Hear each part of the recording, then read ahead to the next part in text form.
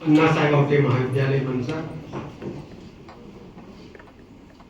आणि या महाविद्यालयामध्ये साजरा होत असलेला मराठी भाषा गौरव आणि आमचे विद्यार्थी मित्र डॉक्टर अनिल निघोट यांच्या शैक्षणिक संदर्भ पुस्तकांचा प्रकाशन सोहळा आणि या सोहळ्याच्या निमित्तानं व्यासपीठावर उपस्थित असलेले या महाविद्यालयाचे प्राचार्य आमचे सन्मित्र डॉक्टर नानासाहेब गायकवाड, हा कार्यक्रम अत्यंत चांगल्या पद्धतीने ज्यांनी नियोजन केला असे सांस्कृतिक विभागाचे विभाग प्रमुख, मराठी विभाग प्रमुख डॉक्टर गार्डी सर, ज्यांच्या पुस्तकाचं प्रकाशन आज झालं, आमचे विद्यार्थी मित्र डॉक्टर अनिल निघोट, त्यांच्या सौभाग्यवती प्राध्यापिका सुरेखा निघोट, त्यांचं सर्व कुटुंबीय, महात्मा गांधी विद्यालयाचे शाखा प्रमुख आमचे मित्र नितीनजी भानखेरे, या महाविद्यालयाचे उपप्राचार्य डॉक्टर सालके सर, बीएड महाविद्यालयाचे रजिस्ट्रार गणी अतार सर, अब्दुल गनी सर, त्याचप्रमाणे इथला सर्व स्टाफ, विद्यार्थी आणि हे सर्व क्षणचित्र आपल्या कॅमेऱ्यामध्ये बंदिस्त करणारा आमचा सातत्याने इथे असणारा बंडू महाजन आणि सर्व विद्यार्थी बंधूंनी, अगदी उठताना मी प्राचार्यांच्या कानात बोललो अर्धा तास 20 मिनिटं, 20 मिनिटाला परवानगी दिली, पण त्याच्या पूर्वी मी थांबेन. मला जाणीव आहे की यानंतर पुन्हा एक कार्यक्रम आहे, त्याही कार्यक्रमाला सामोरे जायचं आहे. आणि मी उद्घाटन करत असताना सहजपणे गार्डी सरांच्या कानात मी म्हणालो, हे विद्यार्थी कुठल्या वर्गातले आहेत? तर त्यांनी मला खरं खरं सांगितलं, ते BA चे आहेत, FY चे आहेत, इकडे तिकडे थोडंसं असेल. आणि मग सगळं हे काय चाललंय, नेमकं काय चालतंय, हे थोडीशी संभ्रमावस्था निर्माण होऊ शकते. पण मित्र हो, की या ठिकाणी एक अत्यंत चांगला सोहळा जो आहे तो सोहळा आता आपल्या समोर पार पडला. गीता शिंदे मॅडमनी, इतर लोकांनी त्याचं अत्यंत चांगल्या पद्धतीने अनुकरण किंवा वर्णन केलेलं आहे. खरं तर आज तात्यासाहेब शिरवाडकर मराठी साहित्याचं मेरुमणी ज्याला म्हणावं, अशा प्रकारे तात्यासाहेबांचा जन्मदिन आहे. आणि या शुभ अवसर किंवा शुभ प्रसंगी आमच्या निघोट सरांची 8 पुस्तकं प्रकाशित होत आहेत. खरं तर एक पुस्तक प्रकाशित करायचं म्हटलं, मॅडमना माहिती आहे, सरांना माहिती आहे, आम्हाला माहिती आहे काय करावं लागतं. आणि एखादं जरी पुस्तक लिहिलं काय त्याचा गवगवा करावा लागतो. खूप काही निघोट सर केलं जातं, मग ते बालगंधर्व रंगमंदिरापासून तर काय काय काय काय काय इतकं केलं जातं.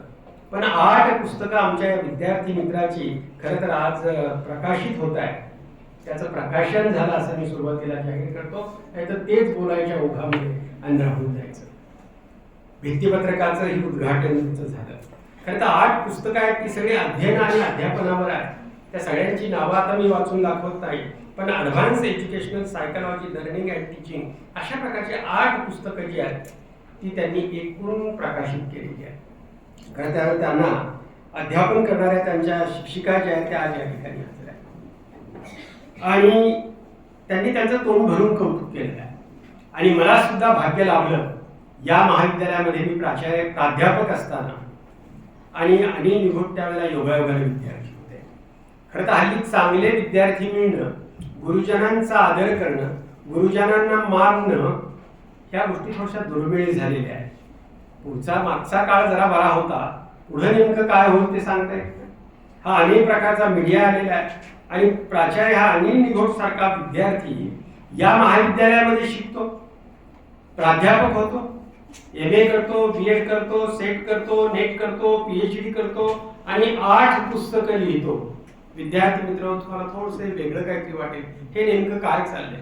जसं मॅडमने उल्लेख केला त्या पद्धतीनं कदाचित तुम्हाला या क्षेत्रामध्ये जर यायचं असेल तर एक उत्तम प्रकारचं उदाहरण म्हणजे प्राध्यापक अनिल निघोट आहेत असं मला वाटतं. खूप आनंद होतो. मला वाटतं निघोट सर यापेक्षा वेगळं काही नाही. यामध्ये फार मोठा आनंद तुम्हाला वाटला.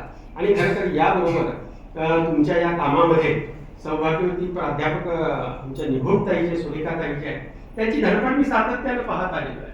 म्हणजे इथे प्राचार्य असल्यापासून ते पाहतो मी, त्याची सातत्याने धडपड चाललेली आहे. आणि निघोट सर चांगली पत्नी लाभणं हे भगवंताचं देणं असतं बरं का. हे सगळ्यांच्या वाट्याला येत नाही. सुरेखाताई, खरं तर तुमच्या जीवनामध्ये आलात आणि तुमच्या जीवनाचं नंदनवन झालेलं आहे. आणि याचं श्रेय जसं तुम्हाला आहे तसं त्यांना सुद्धा श्रेय असं मला वाटतं. आणि म्हणून तुमचं करावं तेवढं कौतुक जे आहे ना ते निश्चितच अगदी कमी आहे असं मला वाटतं. मराठी भाषा दिन जो आहे तो 27 फेब्रुवारीला अनेक ठिकाणी साजरा केला जातो.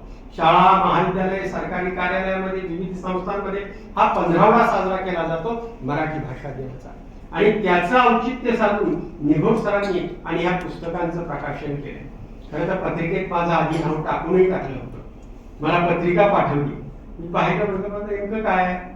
परत मला मेसेज केला, सर तुमच्याबद्दल नितांत आदर असल्यामुळे तुम्हाला न विचारता नाव टाकले. खरं तर आज सकाळी 11 वाजता पुण्यामध्ये माझी मीटिंग होती.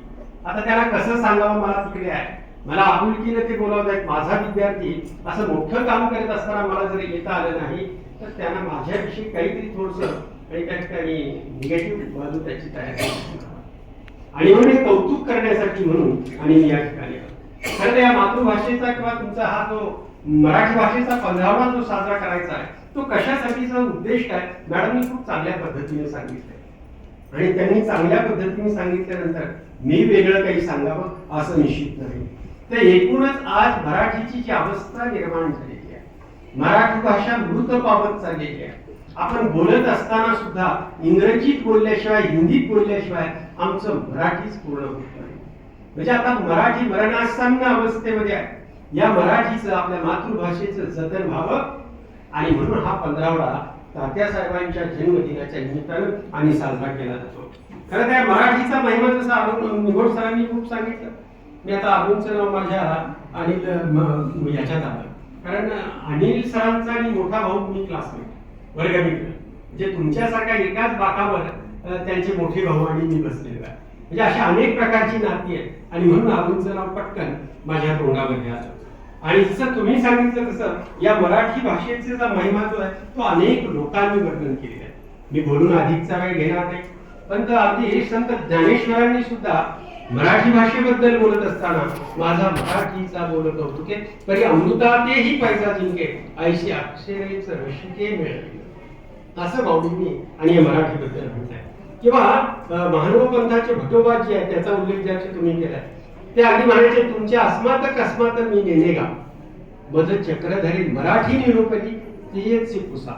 म्हणजे मला इतर काही कळत नाही, मला मराठी जे आहे ना ते मराठी कळतं. किंवा 7 समुद्रा पलीकडून आलेला फादर स्टीफन्स नावाचा एक ग्रंथ आहे, तो मराठी भाषेचा गौरव करत असताना असं म्हणतो की का पुष्पा माझी पुष्प मोगरी, ती परिमळा माझी कस्तुरी, त्याची भाषा माझी भाषा साजरी मराठी या. तो फादर स्टीफन त्याच्या भाषेमध्ये असं म्हणतो. किंवा गझलकार सुरेश भटांबद्दल तर आपल्या कानावर नेहमीच पडतं.